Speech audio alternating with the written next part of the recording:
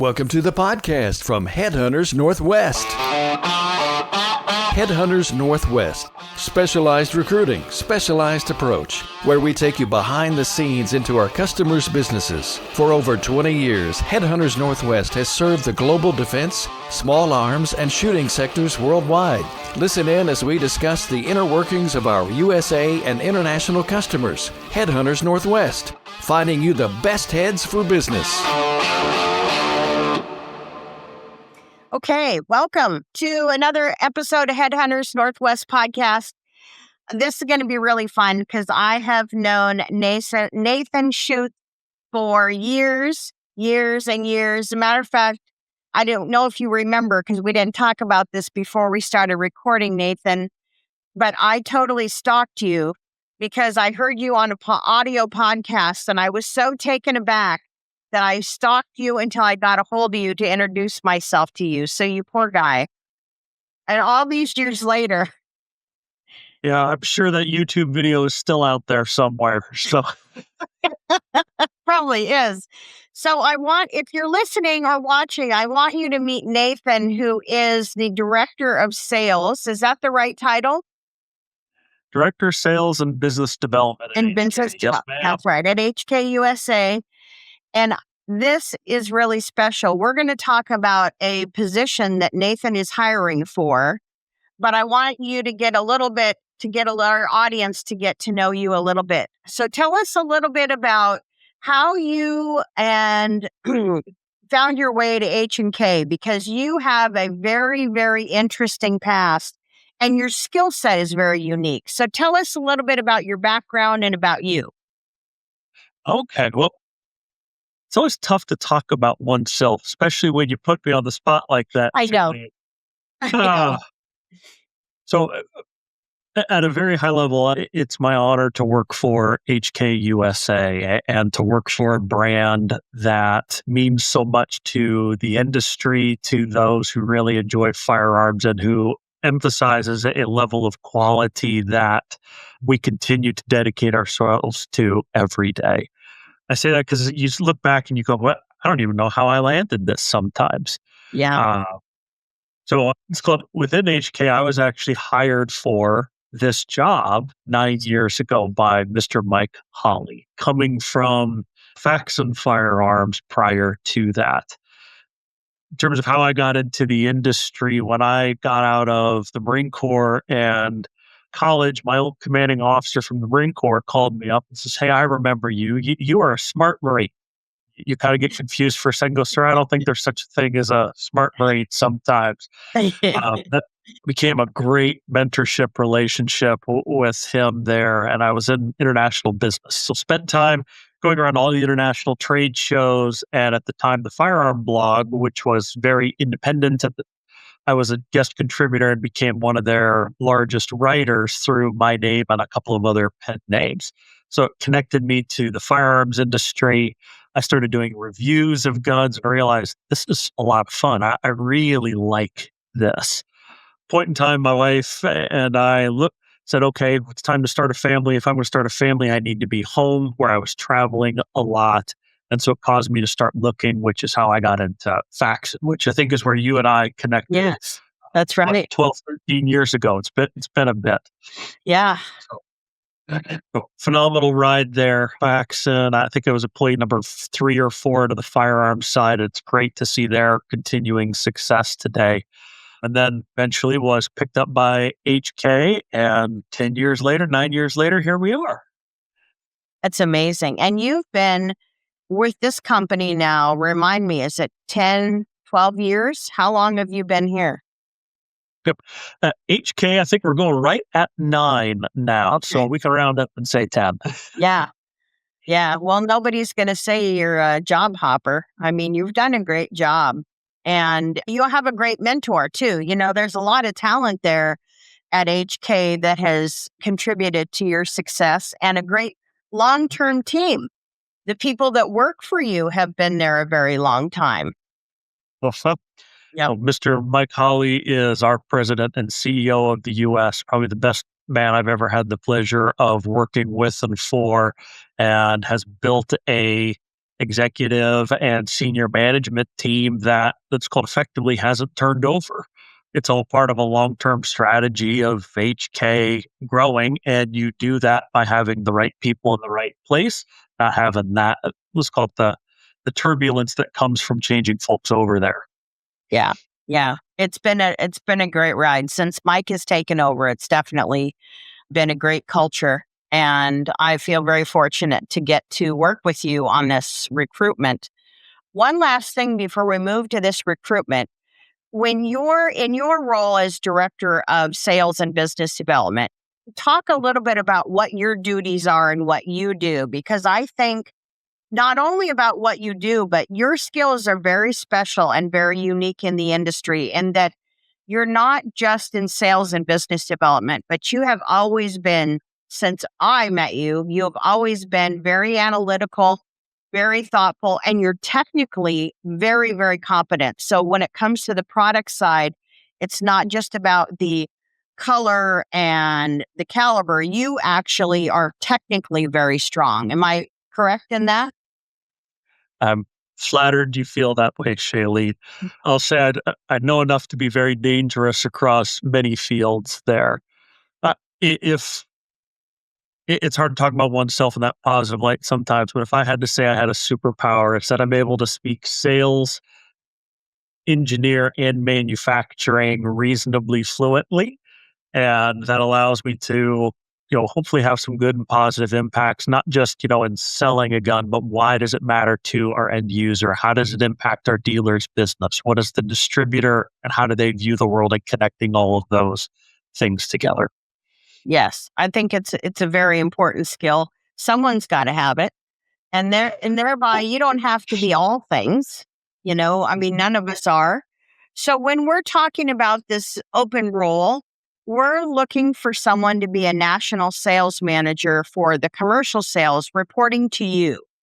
So let's talk about that a little bit and building your team and about this critical seat, and tell our listeners what that role is about and what kind of spot you're looking to fill here.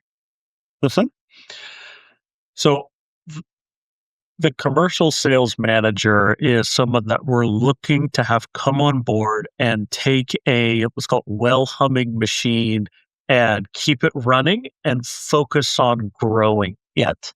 So this is not just a role that's going to be very static. It's going to be something that is immensely impactful to the sales area and HK in the US and ultimately HK globally, because we're on such a stratospheric growth trajectory. We're going to grow double-digit percentage this year, even amongst a industry that is challenged. We're going to grow double digits again the following year, on the following year, and we're looking at trying to double the size of the U.S. organization over the next 3 years, and again another 3 years after that. So it's not just coming in and hey, keep the ship running.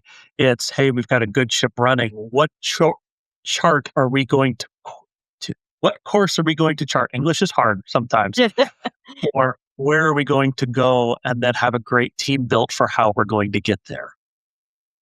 Yeah. So this isn't just walk in and keep it going. This is someone who can get involved in the planning and the future of the whole department. This isn't just sit there and do your job like I used to do it. And it's very much more than that. Yeah.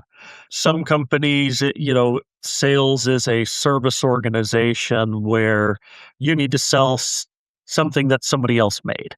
HK, sales is not a service organization. Sales is what drives the organization. So being able to work with the customers, understand their needs, and then work with the operations side to deliver what the customer is asking for, from product we make today to new product in the future. All of that ties into it because ultimately we work for our customers. We work for ourselves. Yeah, that's amazing. You don't hear that very often, actually, in our industry. Someone else is stipulating what's being made and says, here, sell it. But you really have a seat at the table in at HK. The person who's leading this national strategy, what does success look like year one? Can you talk a little bit about who their customers are? Distributors, chain stores, premium dealers? What does that success look like? Because that's a hard one to put a finger on sometimes. Absolutely.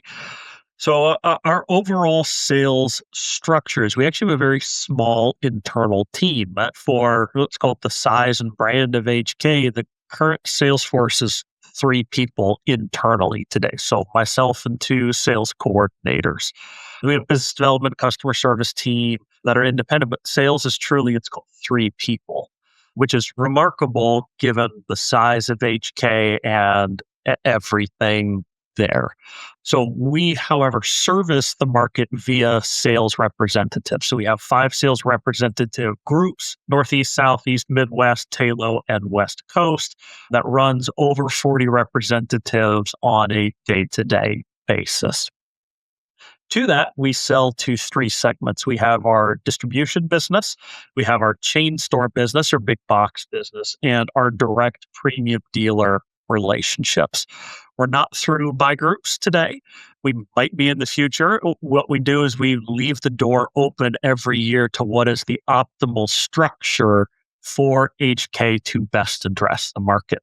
So somebody's going to come in and have a structure that's working well today, and then we'll have the opportunity to look at it and go, okay, as we go to the future years, as we grow, as our products and other things change, what's that right way to be built as a sales organization and truly have that impact on HK and the market? That's fantastic. It's very open-minded because things change. Look how much has changed in the last 3 or 4 years. That's pretty wise. The person who's coming in to this role, I know you're looking for someone who's independent, self-driven, right? That has experience in the industry, great relationships, because they really are going to take over and be the face of the sales department to the industry and many other areas. That's very high autonomy expectation. What Mhm. What does that signal about the kind of person who's going to thrive in this role? So can you talk a little bit about your management style and what type of personality and soft skills do you think this person will be successful, and how could they successfully interact within the teams and Mhm. lead, but yet also report to you and work with Mike? Right, right. So someone's going to be stepping into a great team environment. Most of our sales team has, it's called our senior leaders, have been in place with me from the day I started at HK. The coordinators are with me for 9 years and even more than that. Prior to myself, worked for Mike and others. So we've got a stable set of managers that they're going to come in, be a peer with, and be able to work with. I'll admit, and it's also tough to talk about weaknesses, that my strengths are we've built HK off of clarity, competence, and responsiveness to our customers. The right person, and when we build a team, is finding people to shore up weaknesses or bring new strengths that the team didn't have prior to that. So a person who has very strong people skills, soft skills, will be very successful there, taking the trust that's been built in HK, taking it to that next level through the people themselves.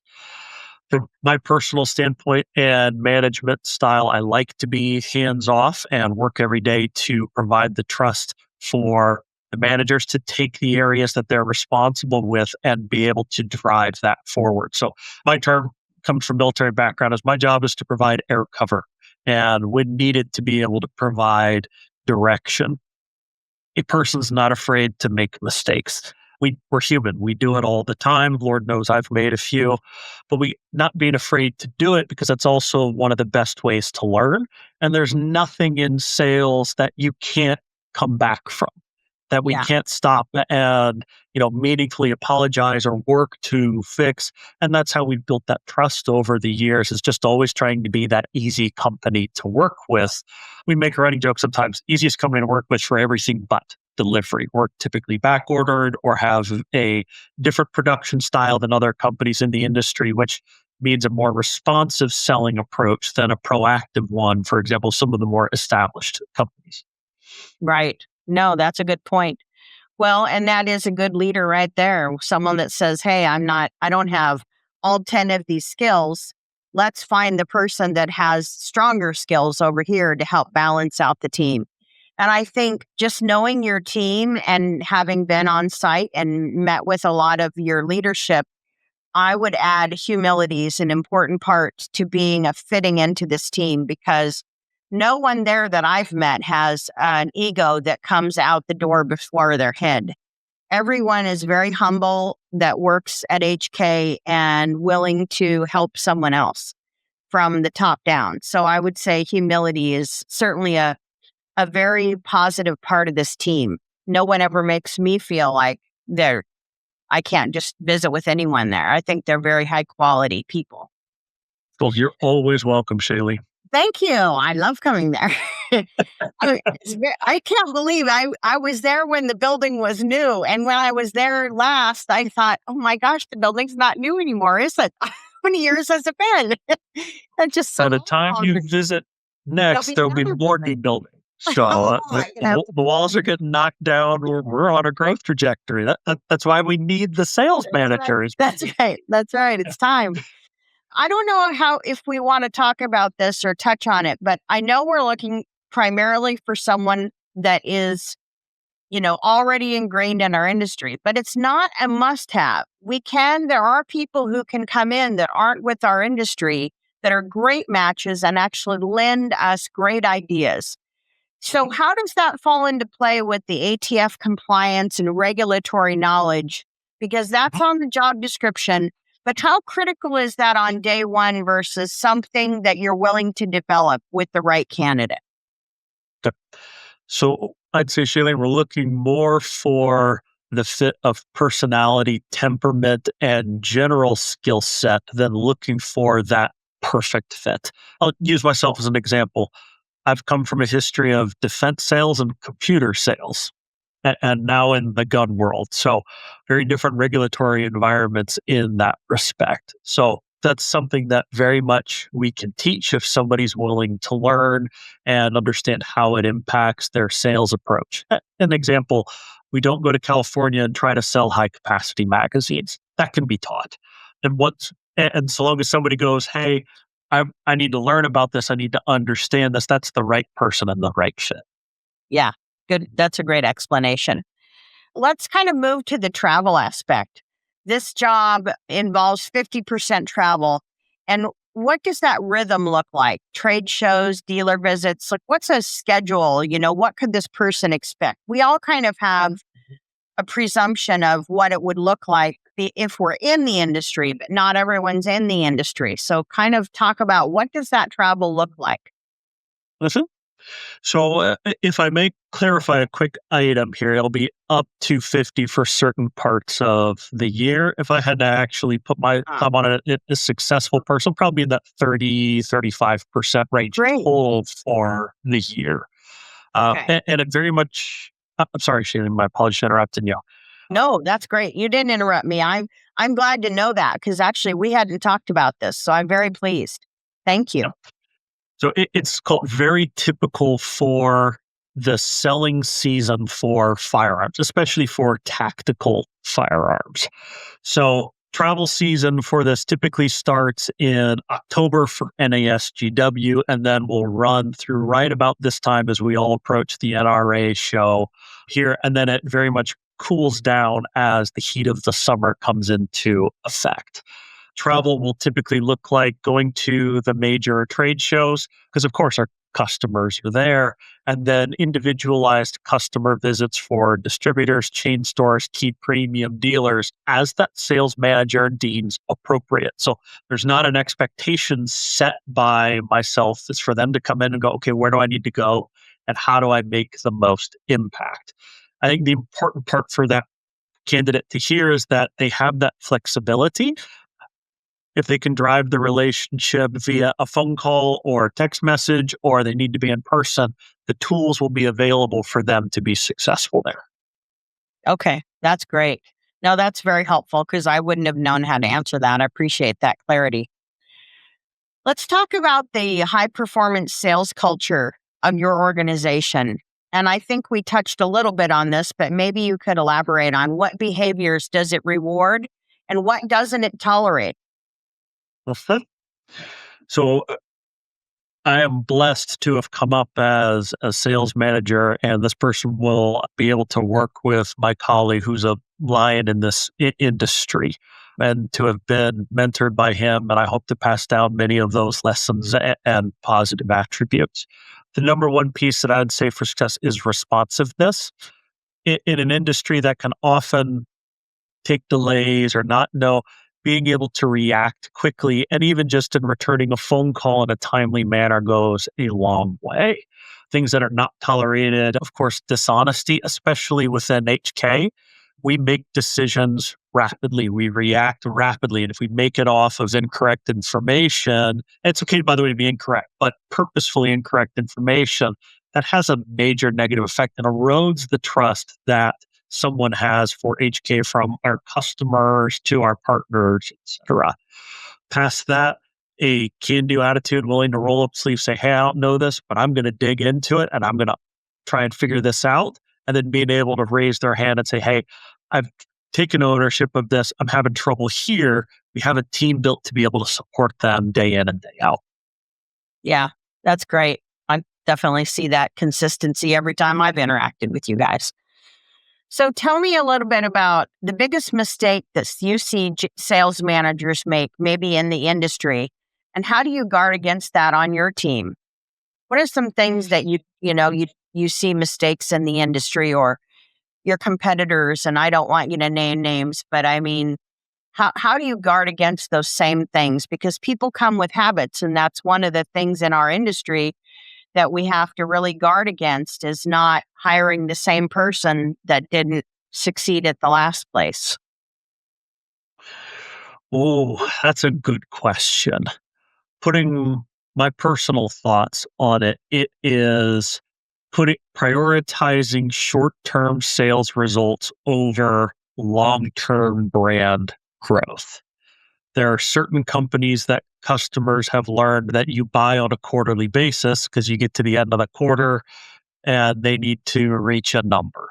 And so it'll drive promotional activity. It works for certain organizations. For someone like HK, where we're investing directly into the brand and the long-term growth, it's almost antithetical to what we do on a day-to-day basis. We don't prioritize making a month or making a quarter or making a year. We prioritize making the brand. And if that means a project slips to the right, we do our best to make it up. But it's not something that we sit here and it is punished for, so long as our eye is on the long-term growth for the company. That's a great answer. Interesting. I love these podcasts because I learned things I would have never even thought before. So that's a really great answer. Thank you. So let's talk about, you did talk about the brand equity. So let's move to the company and why now. For someone who's listening that might be considering a move, what's the H&K commercial growth story right now? Where is the company headed? Now, you talked about the growth. Where can you elaborate a little bit more? You said you're building new buildings there. You guys are going to have new buildings. So where are we headed? Can you share with us anything about the strategic plan, or again, not anything that you're not supposed to share, but where is the growth for this person and how's that going to affect this job? Okay. Well, how do I take so much opportunity and condense it down? All right, I'll start with a couple of key facts and figures. HK globally, so German headquarters and us in the US, it is investing triple-digit millions in capital and growth over the short term.